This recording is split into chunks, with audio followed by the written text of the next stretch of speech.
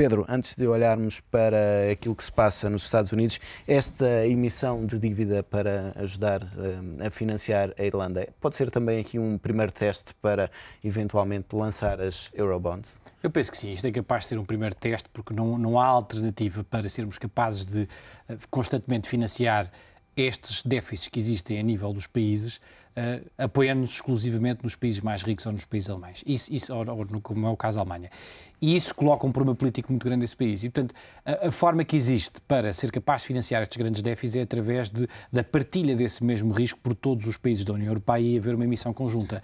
E eu estou de acordo que este pode ser um bom teste para aquilo que pode vir a ocorrer aqui no futuro. Seria bom para Portugal que se desse um passo em frente em termos da União Europeia e fossem capazes de se resolver todos estes problemas que têm a ver com a falta de capacidade dos países limítrofes em financiarem-se sozinhos.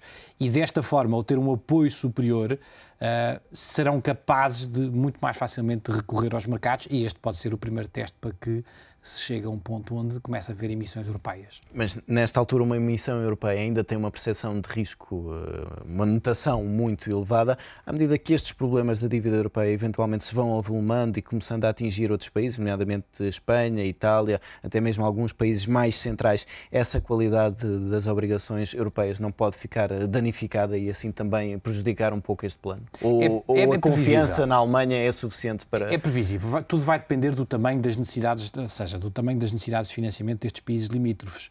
Acontece que, como em todos os ativos financeiros, se nós formos capazes de diversificar esse risco, e neste caso estamos a diversificar o risco de contrapartes.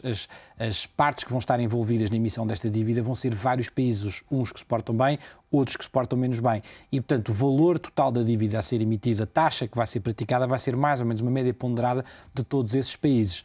E, portanto, isso para nós é favorável. Para o caso da Alemanha vai ser menos favorável porque eles sozinhos vão se conseguir financiar uma taxa muito melhor. Agora, é um preço a pagar para poder sair desta fase de transição em que a Europa está a passar de uma idade infantil para uma idade adulta. E isso passa por sermos capazes de resolver estes problemas que já não são os mesmos de quando da criação da União Europeia.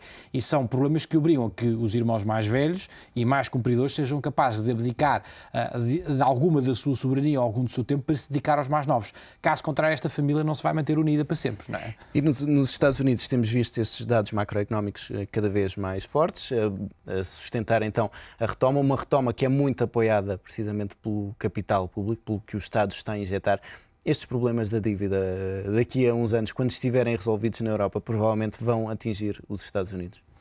Esta questão vamos lá ver, neste momento temos os Estados Unidos, é uma máquina completamente diferente da europeia a funcionar. Não só os governos têm muito mais rapidez na forma como aplicam as suas medidas, como a própria economia e todos os seus mecanismos se ajustam muito mais rapidamente. Esta questão do excesso de endividamento foi assumido logo à partida e eles resolveram isto de uma forma muito simples. Vão imprimir notas. Ponto. Podemos dar as voltas que quisermos, mas este quantitative easing não é mais do que pôr novamente a máquina a funcionar. Acontece que eles podem fazer isto porquê? Porque têm os mercados asiáticos que tomam toda essa dívida e os mercados asiáticos precisam que os Estados Unidos continuem saudável, caso contrário é impossível deixam de ter procura para os produtos que eles exportam. E, portanto, os Estados Unidos encontrou aqui um modelo de funcionamento que está apoiado neste facto de eles terem uma hegemonia bastante grande em relação ao panorama económico global. No caso europeu é um bocadinho diferente. Nós ainda não fomos capazes de ter uma só voz e ter este tipo de comportamento. Óbvio que quando esta questão financeira está resolvida, a economia começa a ajustar muito mais rapidamente. E depois há outra questão muito importante, que é a liberdade do fator trabalho, a mobilidade do fator trabalho. Nos Estados Unidos, quando ocorre uma crise numa determinada região, essa mesma região não só é apoiada por todas as outras, como as pessoas que estão nessa região, quando perdem o emprego, rapidamente se movem para outros países. E isto na Europa demora mais. Custa muito mais a que o fator trabalho se ajuste a nível europeu, não só em termos de localização, mas também em termos de preço. Estamos a ver o que está a acontecer agora em Portugal, ou temos que aceitar que os salários vão acabar por baixar, direta ou indiretamente. Nos Estados Unidos, isto é natural.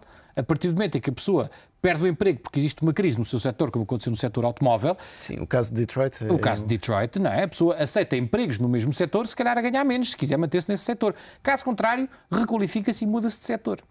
Isto nos Estados Unidos é tudo muito mais automático. O que é que isto faz? Faz com que a economia muito mais rapidamente passe por estes ciclos e volte outra vez numa fase de crescimento. Nós estamos a assistir nos Estados Unidos a crescimento da produção, a um abrandar da taxa de desemprego, que já estagnou e já se começa a criar emprego, e o resultado disso é a criação de riqueza nessa economia.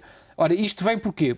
Por estas coisas todas que eu falei anteriormente. Pelo facto de ser uma economia onde existe muito mais mobilidade de todos estes fatores, capital e o fator trabalho, e onde existe uma política que é de implementação muito mais rápida. No caso europeu, isto é muito mais lento. Mas mesmo assim, olhando para a região europeia, vemos a Alemanha a crescer muito mais rapidamente, e basta olhar para o mercado acionista alemão, que fechou o ano a subir 18%, comparamos com os outros que estão flat ou 1%. Não é? É outra realidade. Pedro, outra realidade. Obrigado pela presença neste Obrigado. Fecho de Contas, o comentário de Pedro Ortigão Correia.